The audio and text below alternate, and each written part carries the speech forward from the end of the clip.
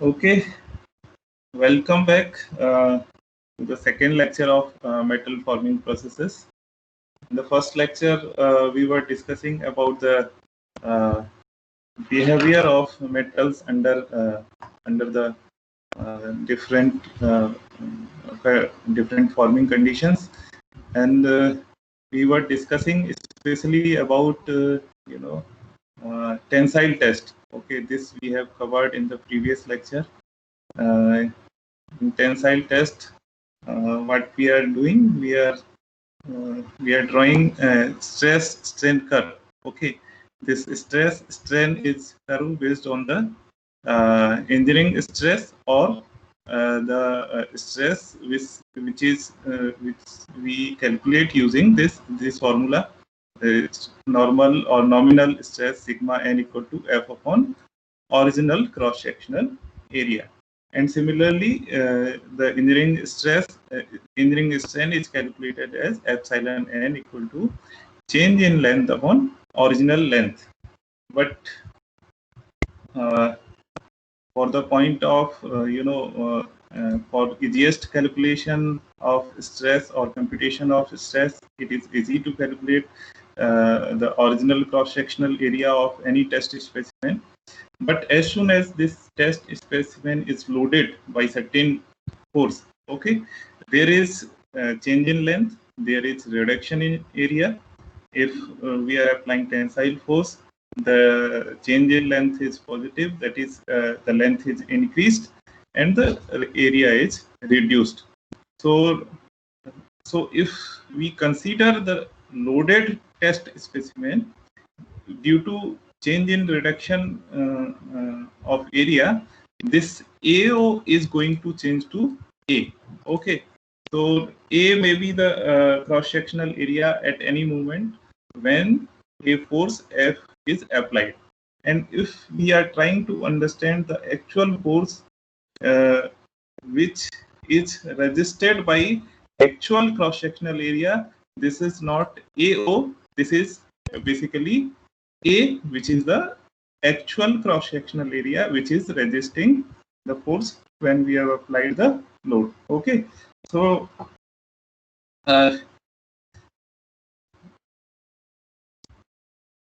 here we can see there is while defining ductility, we defined there is reduction in area. So obviously, when we are applying tensile force on any test specimen, the length is going to increase and area is going to decrease. Okay, so if we see the actual situation of the test specimen, the cross sectional area is not AO, which is resisting the force. It will be basically A. Okay, so the true stress may be defined as sigma equal to F actual force applied on the test specimen upon the actual area during the deformation or during the after the application of tensile force. Okay, so this will be slightly higher than the your engineering stress which we have calculated earlier. Okay, because this area is getting reduced. Okay, similarly, for the computation of strain, what we are doing during the true strain in tensile test is calculated by dividing the total elongation into a small increment of actual change in length. Okay, so this is natural log of epsilon is true strain is calculated as natural log of change. This is instantaneous length of your test specimen. L is your instantaneous length of your test specimen divided by original length. Okay, so for calculating the true strain, we take natural log of L upon LO. Okay, so if you see your stress strain curve, this was our previous stress strain curve where the points O, A, B, Y, M, F are mentioned. Okay, and there is another curve. You can see this A, O, B, Y. Beyond Y there is another curve. Okay, up to Y the curve is approximately same to that of stress strain curve of engineering stress strain, but after Y there is considerable difference between these two curves. Okay, so this upper curve is your curve which is drawn based on the true stress strain. Okay, so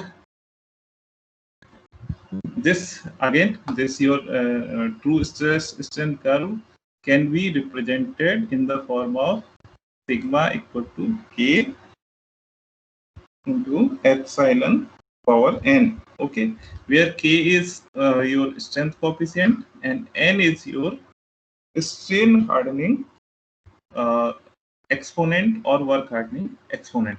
Okay, so we are trying to compute your this true stress strain curve in the form of a mathematical equation. So this is normally approximately equal to sigma equal to A into epsilon n. Okay, so now we will try to understand this equation. If we take natural log of this logarithm of this this equation, sigma equal to K epsilon L, what it will give? It will give log Amritraj, you are raising hand. Is there any query?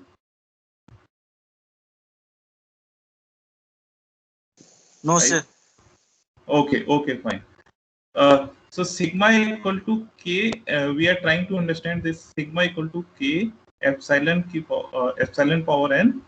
If we take log of this equation, this will come log sigma log K plus n into log epsilon.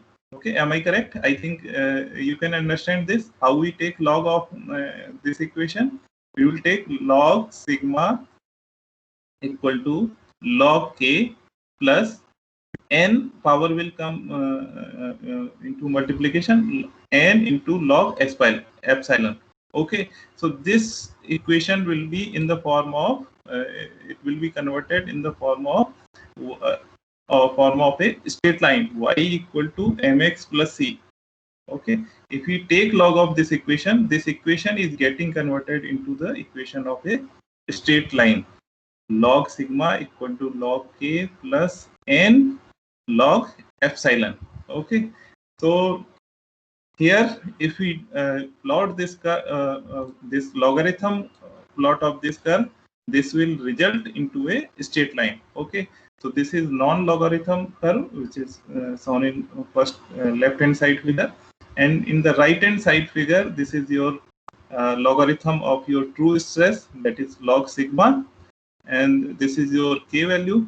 Okay, and slope of the curve, slope of this line is given by n equal to this.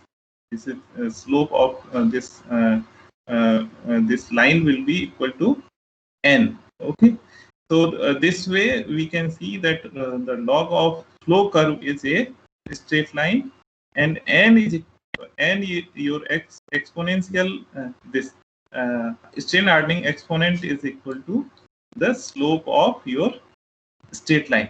Okay, this way we can calculate the value of n. Okay, so if we see if we try to analyze this this flow equation, this flow equation is called as the flow curve, and what does it represent? It represents the behavior of metals and in the plastic zone. Okay, you see, you try to see here under plastic region. These are two regions, plastic region and plastic region. This flow curve is applicable in your plastic region. Okay, of course it is applicable in elastic region also, but it is basically showing your behavior of metals under plastic region. Okay, so from this we can see that the flow curve represent the behavior of metals in plastic zone. It also represents the capacity for their cold strain hardening. This we have already understood, that the logarithm plot of flow curve is straight line. Okay, as I mentioned earlier, the slope of straight line is equal to exponent n. Okay, n is equal to your slope of your straight line. And if you try to understand your this slope, okay, so if n equal to 0, then there is no no strain is observed. Okay, so for n equal to 0, this is perfectly n equal to 0 is for perfectly plastic solids, and n equal to 1 for perfectly elastic solids.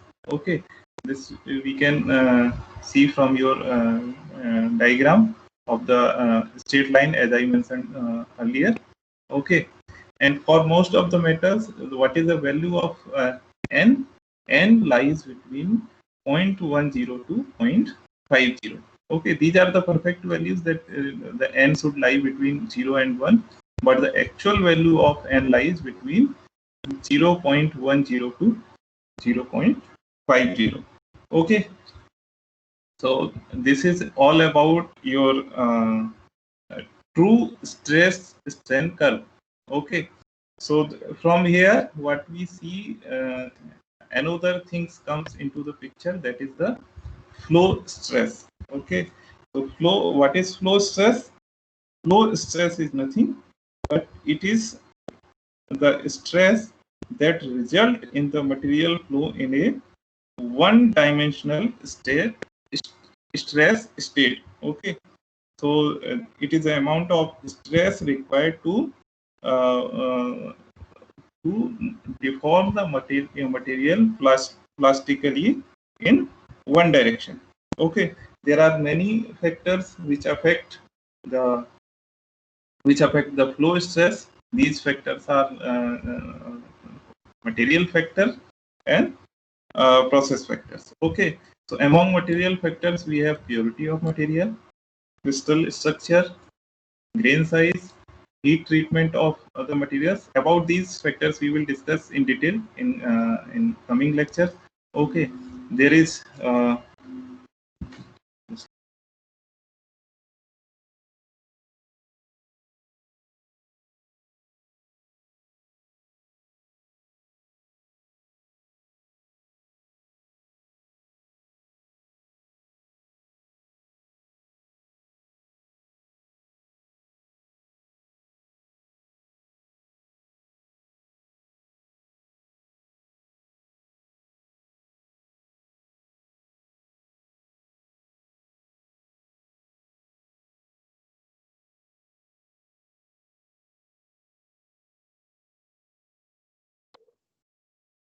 Sir, you are not audible.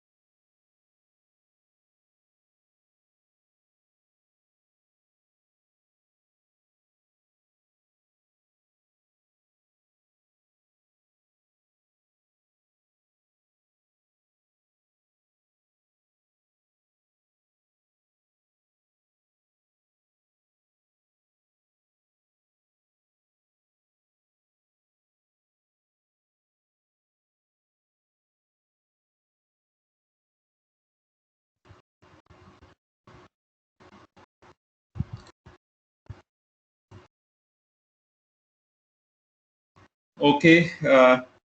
Network dropped. Sorry. So in process factors, we have strain rate, and temperature. Okay, so we will discuss about these factors in detail. Okay, one thing we can see here, there is a plot between flow stress and temperature, and we can see that the flow stress is getting reduced with the increment in temperature or with the increase in temperature. Okay, so normally it is true that the flow stress is reduced as soon as we increase the temperature. Okay, and about strain, we have already seen the plot between stress and strain over here. Okay, here we have already seen the plot between stress and strain. Okay, and the log of this curve is, this flow curve is a straight line. Okay, and there are few more factors we will discuss in coming lectures. Okay, so if we see your flow curve again, I have wrote it. Flow stress curve is given as sigma f equal to k epsilon power n. Okay, this is your flow curve which has been drawn for which has been shown only for the plastic region. Okay, if you see your flow stress curve, it has certain minimum value. Okay, and certain maximum value.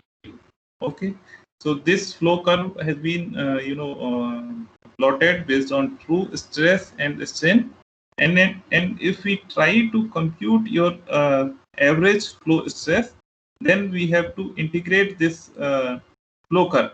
Okay, to in order to get your flow stress, and this, suppose this flow stress is varying between it has minimum value epsilon equal to 0. We already know that the minimum stress that can be epsilon equal to 0. Okay, and the maximum value of this strain is epsilon maximum. Here, suppose here this maximum value is epsilon max. Okay, so this your flow curve needs to be integrated between 0 and epsilon max in order to get the average flow stress. Okay, so the average flow stress can be given as sigma x m equal to k epsilon max power n divided by 1 plus n. Okay, so this equation will give you the average flow stress. Okay, so if there are any questions still here, we can take up. Otherwise, from now we are going to switch to another topic. Okay, students, if there are any questions, queries till this topic, I can take up. Otherwise, I will move to the next topic, that is the temperature in metal forging. Okay, is there any doubt or any query?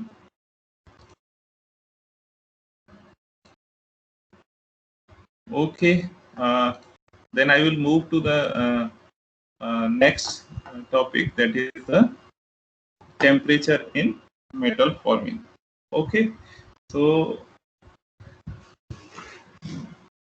we know the flow curve. Our flow curve is sigma equal to k epsilon n, and we can see that with the increase in temperature, your strength coefficient is decreasing. Okay, your strength coefficient is decreasing, and strain hardening exponent is also decreasing. So in your sigma equal to k epsilon n, k is decreasing as well as n is decreasing as we increase temperature. Okay, so this and another factor, that is ductility of the material, is also increased at higher temperature. Okay, so this way, if we increase temperature, the metal flow is going to be easier as compared to normal temperature. Okay, so there are three temperature ranges we can for the understanding the metal forming processes, we can divide this temperature ranges in three categories. One is cold forming, which is also known as cold forming process. Okay. Second one is warm forming. Third one, hot forming. Okay. So cold forming is, as the name indicate, the process which is conducted at normal room temperature. And warm forming, it means the process, the workpiece material is workpiece is being heated or slightly above your room temperature, but not equal to the recrystallization temperature. But in the case of hot working, your material is heated up to the recrystallization temperature. Okay, so we will discuss in detail in today's lecture what is cold working, what is warm working, and what is hot working process.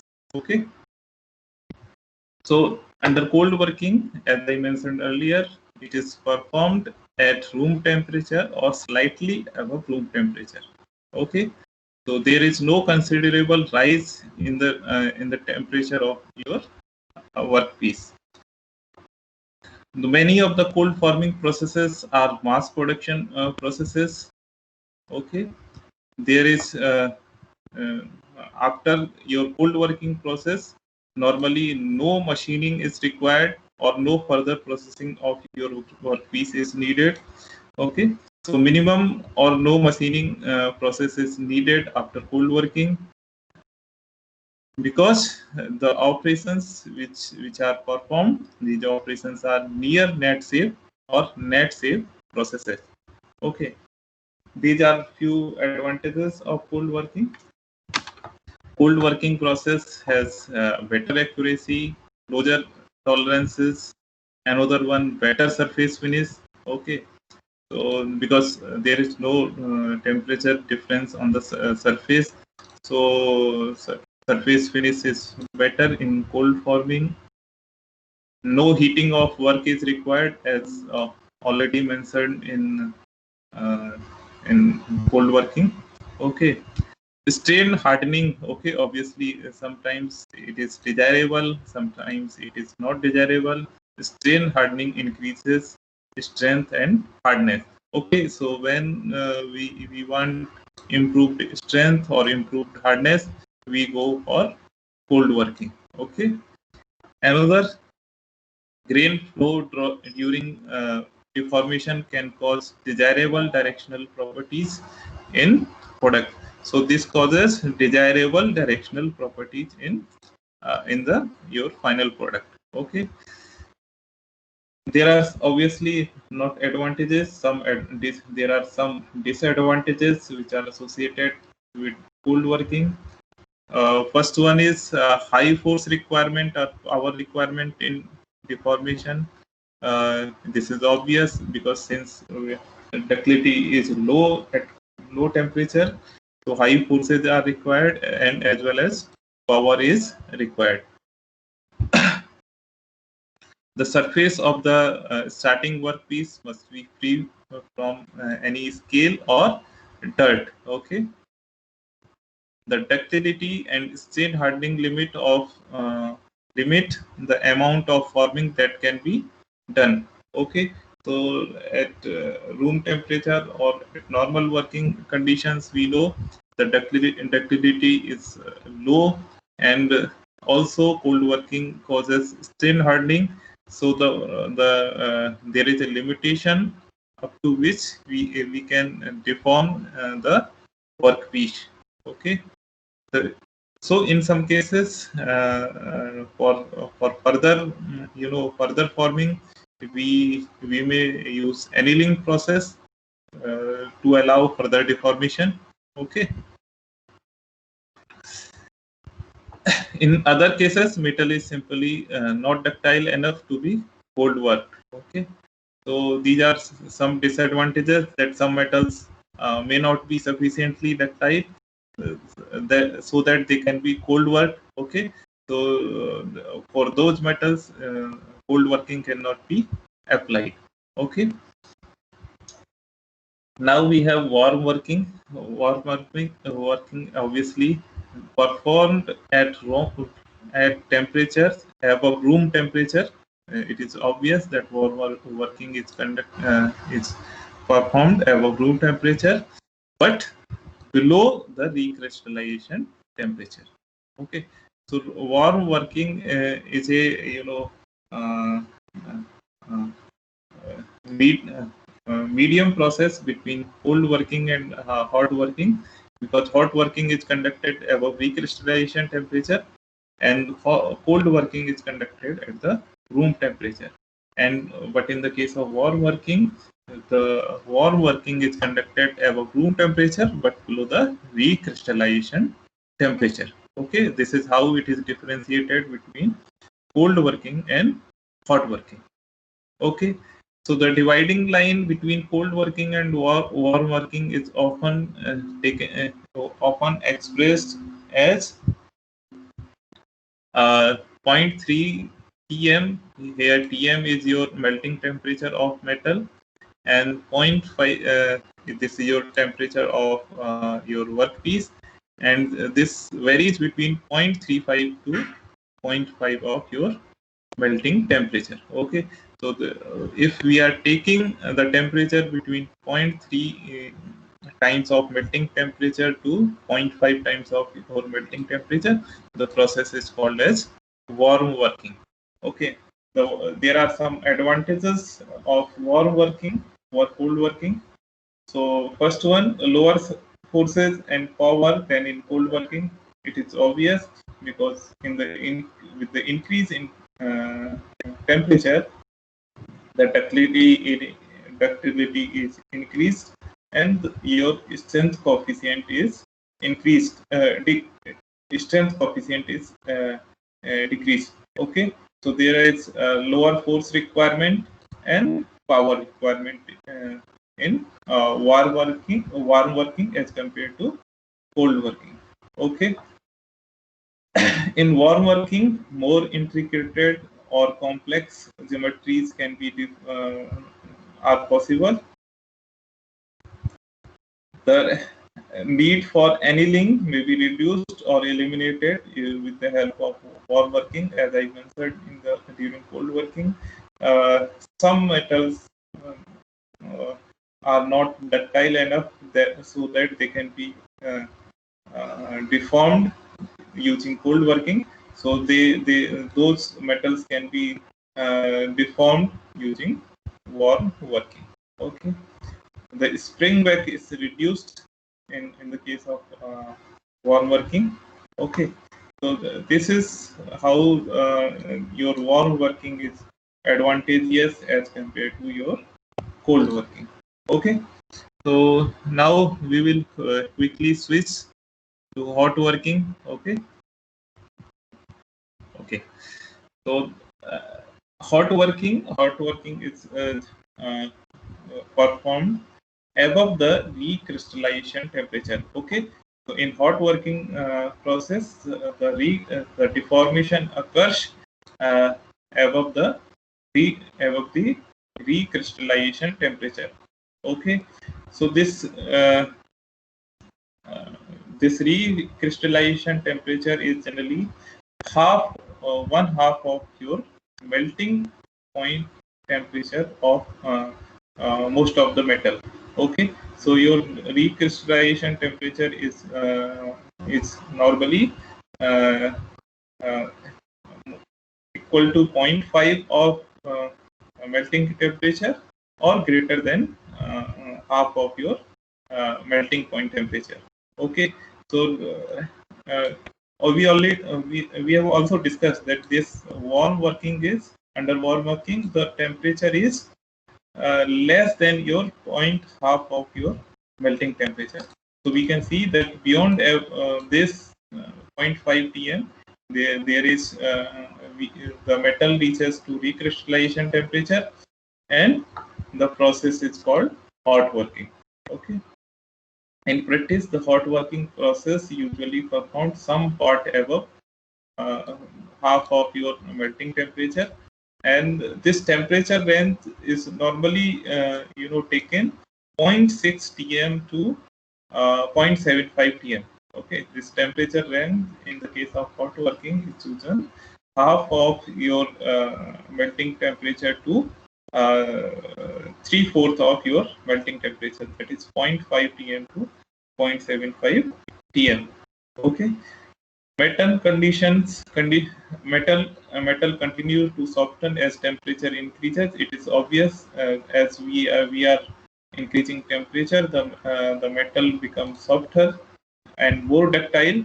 So there are enhanced advantages of hot working above cold working or warm working processes. Okay, so why we go, there is a question why we go for hot working. So hot working is capable for substantial plastic deformation of metal as far as compared to cold working or warming processes. If we compare the deformation of metals, it is far more than the cold working process or warm working process in the case of hot working. Okay, so why this plastic deformation is substantially high in the case of hot working? There is a reason that if we see the flow stress curve, it is depending sigma equal to k epsilon power n. Okay, so k is your strength coefficient. At high temperature, this strength coefficient is reduced as compared to the room temperature. Okay, at high temperature, this strength coefficient is getting reduced. Okay, and strain hardening exponent n is also reduced or nearly equal to 0 theoretically.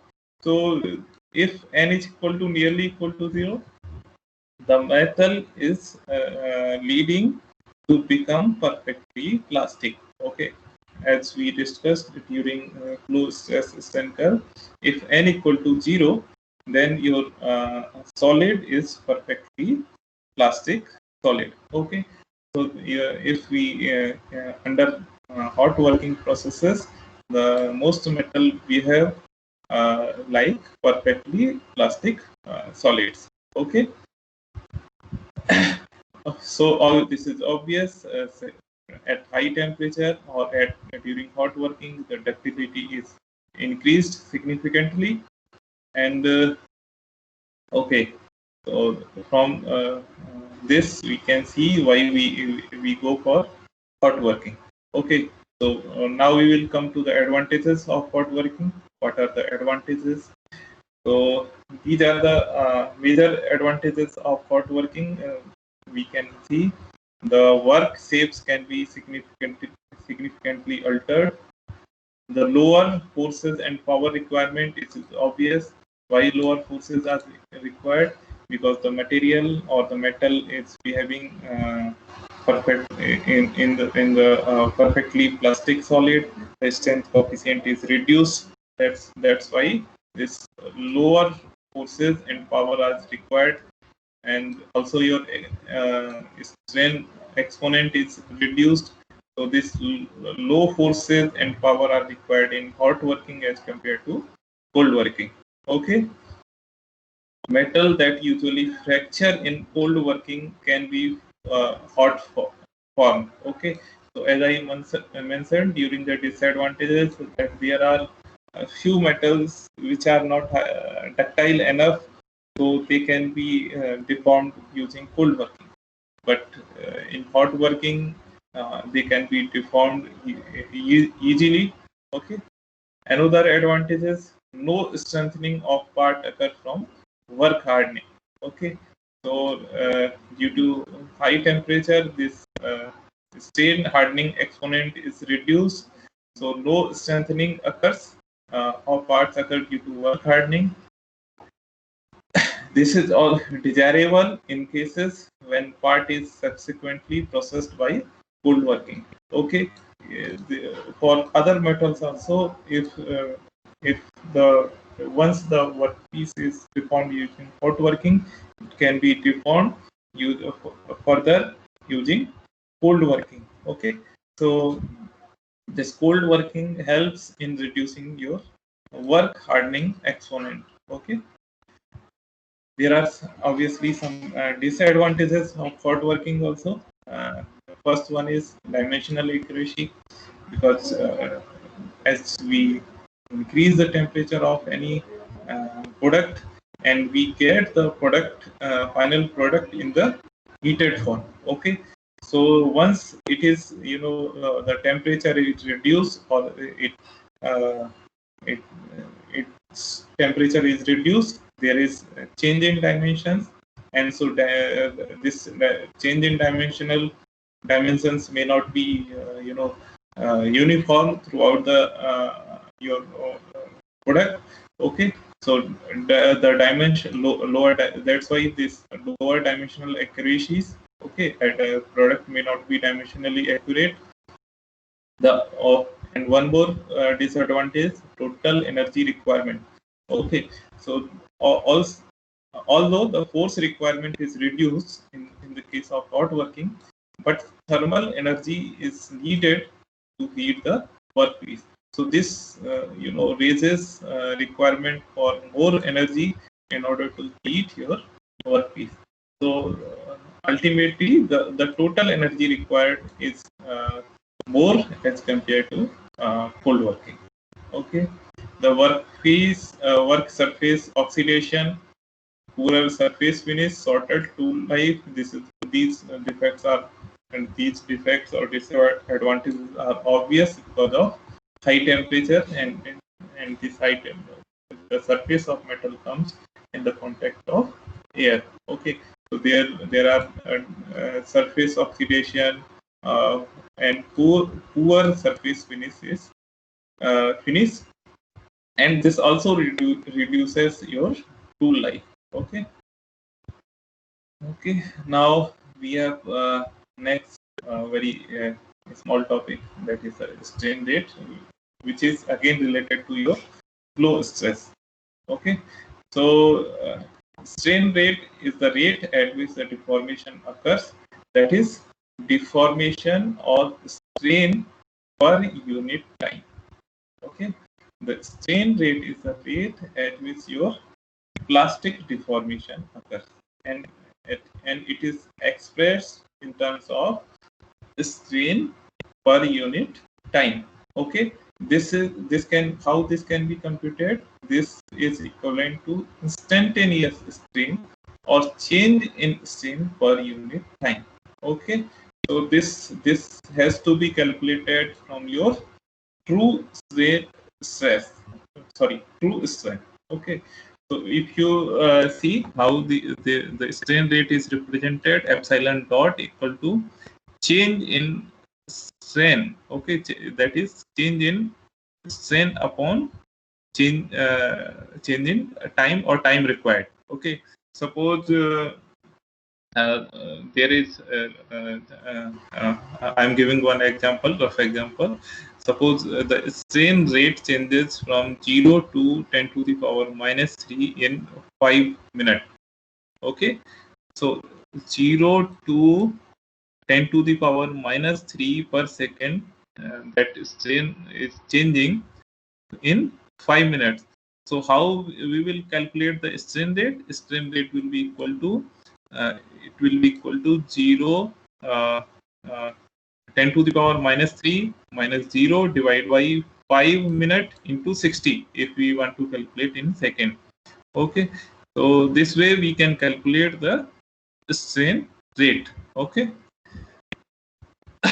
and now we will see how this strain rate affect our flow stress. Okay, so the stress rate is directly proportional to your flow stress, and we can represent it in the form of sigma equal to C epsilon dot power m. Okay, so C is your strength coefficient, which is similar to your strength coefficient sigma equal to K epsilon power n. Okay, but it is not equal to K. Okay, it is a little bit different.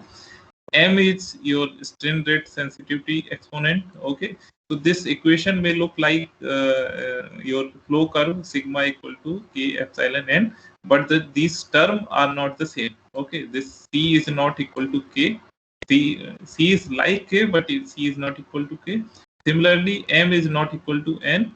N is your strain rate sensitivity exponent, but in the case of N was your work hardening exponent. Okay, so further, flow stress as a function of strain and strain rate can be expressed as because your strength coefficient can be expressed as A epsilon power n into so this flow stress can be expressed in terms of strain and strain rate sigma m equal to A epsilon n into epsilon dot m.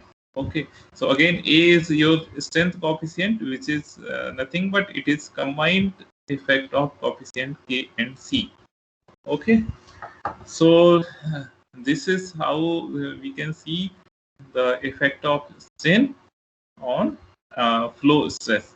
Okay, so up to this yeah, we have covered the strain rate, before that temperature in metal forming, and before that we have covered true stress strain. Okay, so for today I will stop here. If there are any questions we can take up, otherwise and one more thing, please don't leave, let me download the attendance. Okay, please don't leave, let me download the attendance, otherwise uh, you may miss your attendance. Download attendance list. Okay, if there are any questions we can take up now. I will stop recording.